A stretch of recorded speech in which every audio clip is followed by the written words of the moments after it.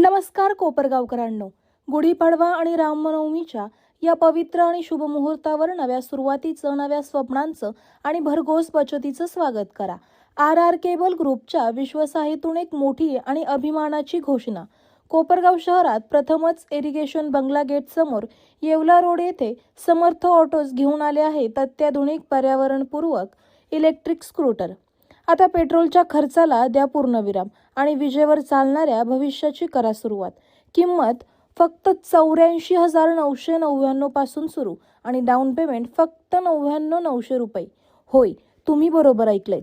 प्रत्येक 100 किलोमीटरला तब्बल 200 रुपयाची बचत, 5 वर्षे किंवा 1,00,000 किलोमीटरपर्यंत बॅटरीची विस्तारित वॉरंटी, 80 ते 120 किलोमीटरपर्यंत दमदार रेंज, रिमुव्हेबल बॅटरी, सोयीस्कर चार्जिंग, 27 लिटरचा मोठा डिक्की स्टोरेज, 400 किलो वजन क्षमता, जबरदस्त मजबूती आणि हो, गाडी पूर्णपणे वॉटरप्रूफ. खास सुविधा, जर 50 किलोमीटरच्या आत गाडी बंद पडली तर तुम्ही येणार नाही, शोरूम तुमच्याकडे येणार. लोन सुविधा अगदी झटपट. बजाज फायनान्स, श्रीराम फायनान्स आणि इतर फायनान्स उपलब्ध कमी व्याजदरात. या शुभप्रसंगी परमपूज्य रमेशगिरी महाराज यांनी आशीर्वाद दिले. तसेच सहकार महर्षी शंकरराव कोल्हे साखर कारखान्याचे अध्यक्ष विवेक भैया कोल्हे यांनी शुभेच्छा दिल्या. अक्षय पुंड आणि पुंड सरांनी मान्यवरांच्या यथोचित सत्कार केला आणि पहिल्या ग्राहकांनी आपले आनंदी मनोगत व्यक्त केले. तर वाट कसली पाहताय? या गुढीपाडवा आणि रामनवमीच्या शुभ मुहूर्तावर नवीन वर्षाची सुरुवात करा स्मार्ट बचतीसोबत. आजच भेट द्या समर्थ ऑटोज कोपरगाव आणि तुमची शायनिंग इलेक्ट्रिक स्कूटर आजच घरी घेऊन जा.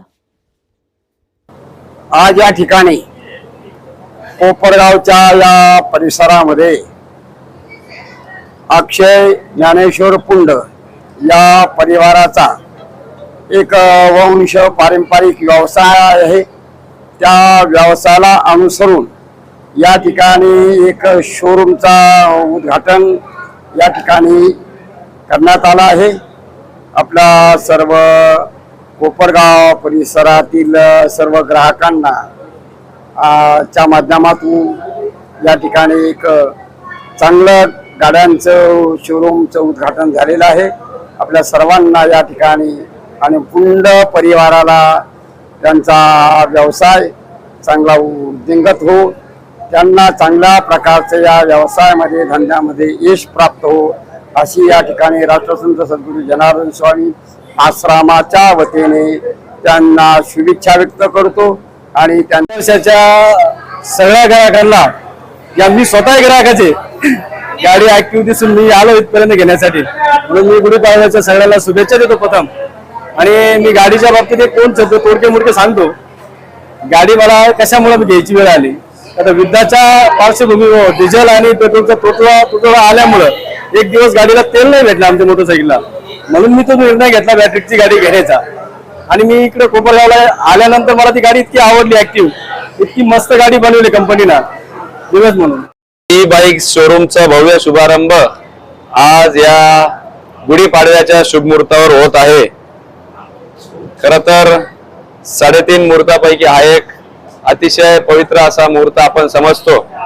अशा मुहूर्तावर परमपूज्य रमेशगिरीजी महाराज असतील, ब्रह्मकुमारी सरला दिदी असतील, परमपूज्य वचन महाराज माऊली असतील, यांच्या शुभ हस्ते तसेच अनेक मान्यवर नगराध्यक्ष असतील, नगरसेवक असतील, यांच्या उपस्थितीमध्ये आज या बिगॉस इलेक्ट्रिक बाईकच्या शोरूमचं भव्य दालनाचं खरं तर उद्घाटन झालेलं आहे.